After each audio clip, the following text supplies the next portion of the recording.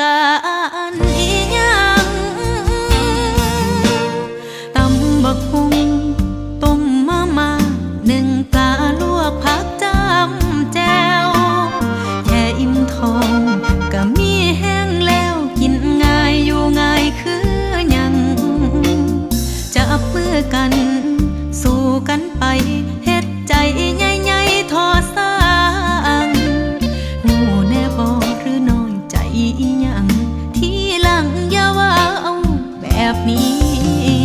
หักคือหักสู้ซอยกันบ่เคยย่านสักนาทีก่อนสิเว้าแนวนี้คือบ่ถามใจ